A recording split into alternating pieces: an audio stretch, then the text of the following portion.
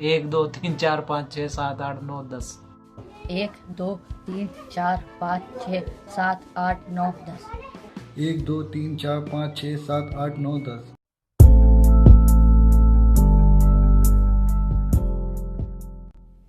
दोस्तों मैथ में हर क्यों का जवाब है। क्यों प्राकृतिक संख्याओं को प्राकृतिक संख्या कहा जाता है? प्रकृति से यानी नेचर से संख्याओं का नंबर्स का क्या रिलेशन है? और क्यों होल नंबर्स को होल नंबर्स कहते हैं? या सारे ही रेशनल और इर्रेशनल नंबर मिलकर रियल नंबर बनाते हैं, लेकिन सारे रियल नंबर इर्रेशनल नंबर नहीं है, ऐसा क्यों है? सारे क्यों का जवाब आज आपको इस वीडियो में मिलने वाला है। और जब आप ये जाके अपने टीचर्स को बताएंगे ना, तो they will feel proud of you. तो एंड तक मेरे साथ बने रहना, इस वीडियो में बहुत सारे कंसेप्ट क्लियर होने वाले हैं। दोस्तों हमने अलग अलग एज ग्रुप के लोगों से गिनती सुनी, सबने गिनती 1 से ही स्टार्ट की कि 1 2 3 4 5 6 7 8 9 10। आप भी किसी से सुन के देखना, वो भी ऐसे ही सुनाएगा। आपने अपनी पूरी जिंदगी में कभी किसी से ऐसे गिनती सुनाते नहीं देखा होगा कि 0 1 2 3 4 5 6 7 8 9 10। ऐसा क्यों?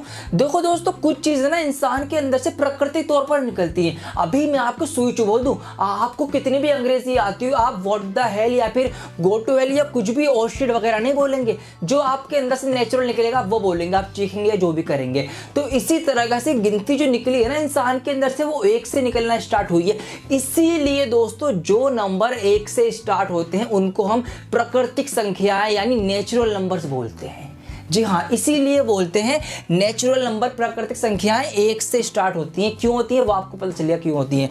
1 2 3 4 5 6 7 8 9 प्राकृतिक तौर पर 1 निकलता है इंसान के अंदर से। तो 1 से जो गिनती स्टार्ट होती है उनको हम नेचुरल नंबर्स यानी प्राकृतिक संख्याएं कहते हैं। अब गिनती बनना स्टार्ट हुई, 1 में 1 जुड़ा 2, 2 में 1 जुड़ा 3, तो इस तरीके से गिनती बनते बनते ना 9 तक गिनती बन गई। अब 9 के बाद क्या नंबर आएगा, ये प्रॉब्लम होने लगी लोगों को कि 9 के बाद हम क्या नंबर लाएं। 9 तक गिनती बन के रुक गई, अब 9 के बाद क्या आएगा? तो फिर क्या आया? फिर आया अंडा। अंडा क्या? 0 आया। फिर 0 आया और 0 के आने से गिनती बन गई हमारी ये। अब 0 के आते ही ना गिनती पूरी हो गई। अब आप बड़े से बड़ा नंबर ले लो कोई भी, मान लीजिए आप ले लेते हैं कि 9,76,562 या कोई छोटे से छोटा नंबर ले लो, जैसे कि सपोज दैट 3। तो ये जो नंबर्स आप मुझे देख के बताइए, क्या इनसे बाहर कुछ है इसमें? नहीं। जो भी नंबर आप लिखेंगे, बड़े से बड़ा छोटे से छोटा, वो इन नंबर से मिलके बनेगा। इसका मतलब 0 के आते ही गिनती पूरी हो गई। तो इसीलिए अगर हम 0 को ऐड कर दें या जो नंबर 0 से स्टार्ट होते हैं उनको हम होल नंबर कहते हैं। हिंदी में पूर्ण संख्या, संख्याएं पूर्ण हो गई, पूरी हो गई। इसीलिए होल नंबर जो है हमारे वो 0 से स्टार्ट होते हैं। तो अगला नंबर फिर जो बना ना वो 10 बना। कैसे बना? वो 1 और 0 से मिलके बना।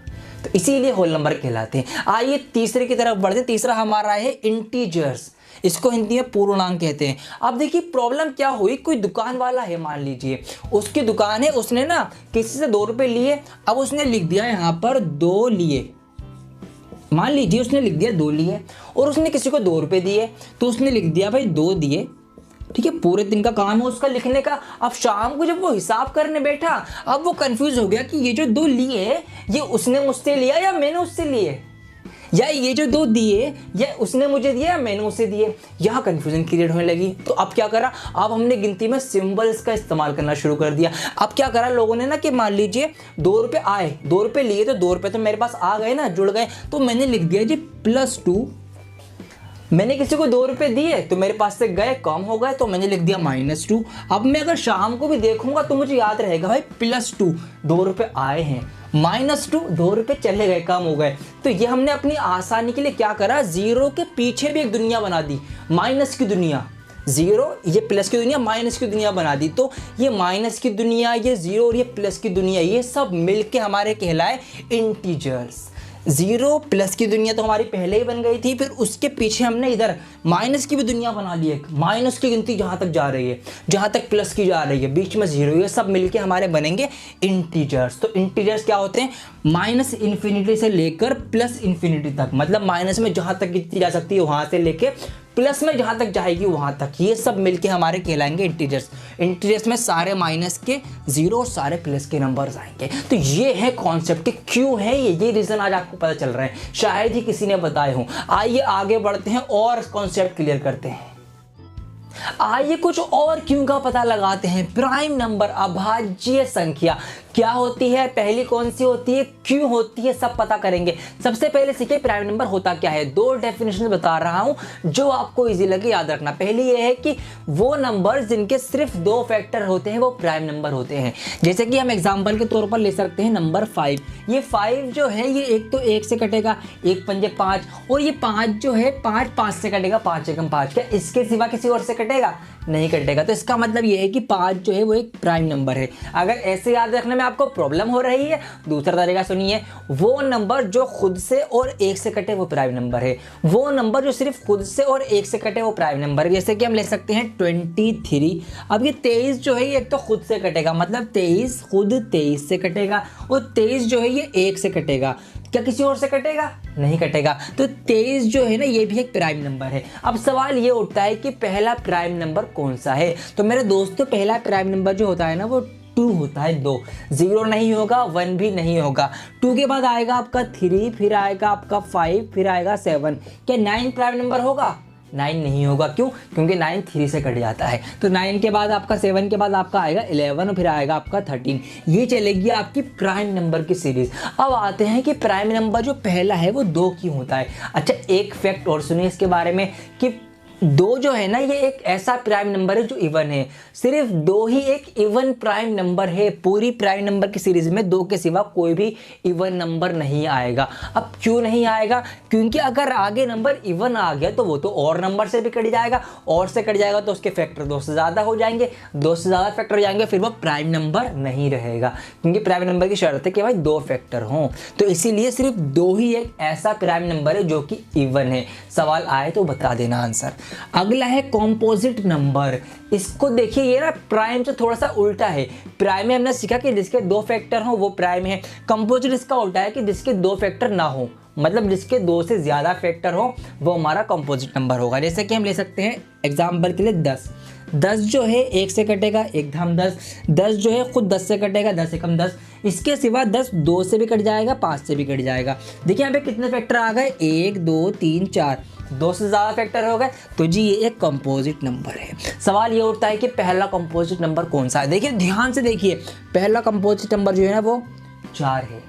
1 नहीं है, 2 नहीं है, 3 भी नहीं है। पहला कंपोजिट नंबर पहला जो है वो 4 है। 4 के बाद आपका 6 आएगा, फिर आपका 8 आएगा, 9 आएगा, 10 आएगा, 11 आएगा, नहीं आएगा, 11 के बाद आपका 12 आएगा।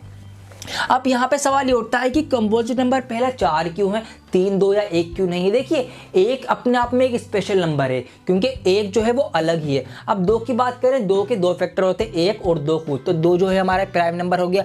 3 के भी 2 फैक्टर होते, 1 3 और 1 तो 3 भी हमारा प्राइम हो गया। इसीलिए पहला कंपोजिट नंबर जो है ना वो 4 है। 4 के 2 से ज़्यादा फैक्टर होते हैं। देखिए 4 के ना फैक्टर होंगे, 1 होगा, 2 होगा और 4 खुद होगा, तो 3 फैक्टर होगा 4 के। तो इसलिए पहला कंपोजिट नंबर ना मेरे दोस्तों 4 होगा। आगे बढ़ते हैं, इवन और ओड। ये आपको पता है, इसके बारे में मैं ज़्यादा कुछ नहीं कहूँगा कि भाई जो नंबर 2 से पूरे डिवाइड हो जाए वो आपके इवन नंबर होते हैं। 2 की टेबल, 2 का पहाड़ा पूरा इवन नंबर है हमारा। तो 2 4 6 8 10 ये हमारा पूरा जो है वो इवन नंबर है। ओड नंबर की बात कर लेते हैं कि जो 2 से पूरे डिवाइड ना हो वो ओड नंबर है, या जो 2 का पहाड़ नहीं है वो ओड नंबर है। कौन कौन से? 1 3 5 7 9। तो ये हमारी सीरीज चलेगी ओड नंबर्स की। आइए ये आपने सीख लिया ना। अब इससे भी इंपॉर्टेंट नंबर आ रहे हैं। अब आएंगे आपके रैशनल, इरेशनल और रियल नंबर। फिर अपनी कहानी खत्म करेंगे। ये मोस्ट इंपॉर्टेंट है, इनको और देख लेना क्योंकि इनके ऊपर ना पूरे चैप्टर्स हैं स्कूल में। आइए दोस्तों अब बात करते हैं रैशनल और इरेशनल नंबर्स की। फिर आएगा उस क्यों का जवाब जो वीडियो के स्टार्टिंग में आपसे पूछा था। रैशनल नंबर को बहुत ही आसान शब्दों में आपको बताने जा रहा हूं कि वो नंबर जिनको हम बटे की शक्ल में लिख सकें वो रैशनल नंबर्स होते हैं। वो नंबर जिनको हम बटे की शक्ल में, मतलब जिनको हम P/Q फ्रैक्शन में लिख सकें वो रैशनल नंबर होंगे। लेकिन एक साथ में शर्त भी है। शर्त ये है कि Q जो हो वो 0 ना हो, मतलब नीचे डिनोमिनेटर में 0 ना हो। ऊपर 0 हो चलेगा, नीचे नहीं होना चाहिए। मतलब हाँ, अगर हम कहें कि 1/3 रैशनल नंबर है जी बिल्कुल है, 5/4 रैशनल नंबर है जी बिल्कुल है, 0/2 रैशनल नंबर है बिल्कुल है, लेकिन 3/0 रैशनल नंबर है नहीं है, जीरो नीचे नहीं होना चाहिए, ये ध्यान रखना। तो यहाँ पर रैशनल नंबर की एक कंडीशन ये है कि हम बटे में लिख सकें, नीचे जीरो ना हो।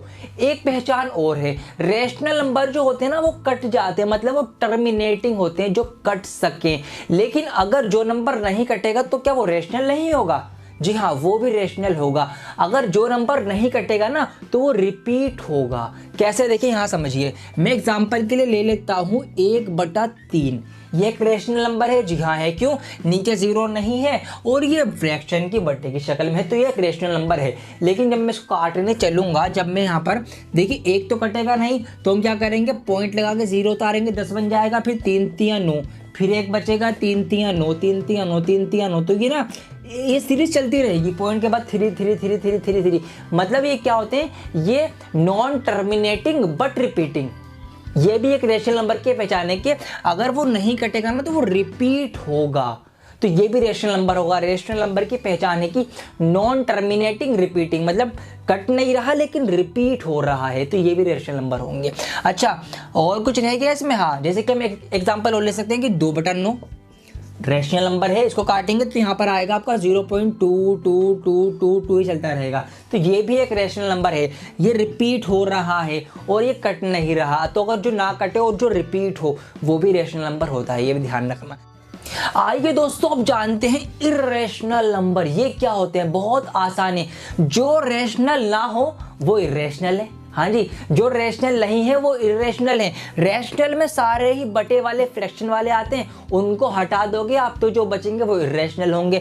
इर्रेशनल को याद रखने का एक और तरीका बता रहा हूँ ना मैं आपको, नॉन टर्मिनेटिंग नॉन रिपीटिंग, जो ना ही पूरे पूरे कटे और ना ही रिपीट हो, मतलब उनको काटने के बाद ना कुछ का कुछ आए और वो पूरे डिवाइड भी ना हो। तो पाई जो होगा ना, पाई इसका बेस्ट एग्जाम्पल है।